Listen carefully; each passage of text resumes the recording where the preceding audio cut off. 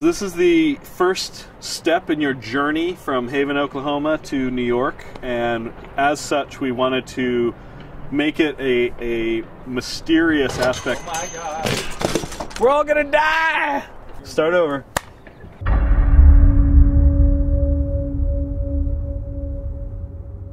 Our goal with the boat level was really, we wanted to have actual movement from place to place, actual traversal, since this is a journey game. The theme for Resistance 3 is actually that of kind of a buddy road movie. So we very secretively and very purposefully put bits of artwork in the level, whether it's an overpass, a gas station, a motel, things that you see and feel when you're on a road trip. Now in 2010 Safe America. And our goal was to make this, since it's the beginning of the journey, make it really mysterious and kind of take the player through a ride where they would experience kind of environmental storytelling to a level that we really can't do when players are just running through. Look, Joseph, straight ahead. The boat level in Resistance 3 has a couple of responsibilities. The responsibility of describing the spaces between the more static levels that you visit. And so after they leave Haven, they come across a boat and they start traveling on a river, and they run into kind of the Mississippi, and they run into this town. Oddly enough, there is a town that would be great if it was underwater named Venice, right next to the mighty Mississippi.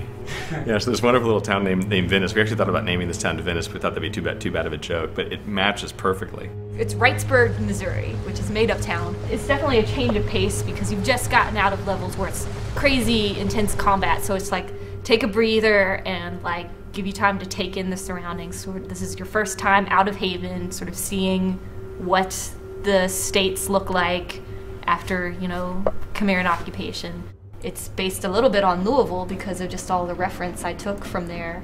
In the Resistance 3 boat level, we actually have this huge climactic bridge crunching sequence that was kind of a technical challenge. We wanted to make sure the bridges felt right, looked right. So she went on location and took some pretty fantastic pictures of the underside of this famous bridge where she's from. So this was the water level in the 1930 flood was above this pylon. Wow. So this is like right at the base. So basically, the water level was like way up at the top of the bridge.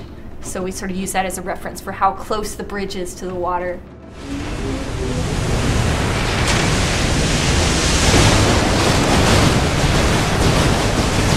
The environmental storytelling was really important to us. Right off the bat, Craig Goodman, one of our environment leads, really took charge and just started coming up with this elaborate backstory about this town that had been evacuated. We also wanted you to feel lost and sad because we are in a ruined America. And the most optimistic moment in a year is just before Christmas. Because it really sort of ties it back to like humanity and the sense of humanity and what was once normal and is now like overrun. And you pick up on this as you go through the town, and it has a lot of character. And there is something there. You can feel this kind of history.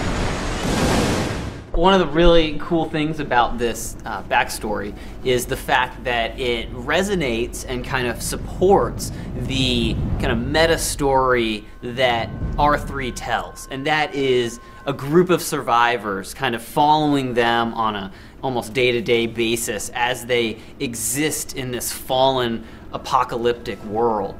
And so that kind of story, that kind of feeling of this being a real place, really allowed us all to gel around and make decisions as the level progressed, and to make it feel like a home that people had lived in, and a home that is now lost.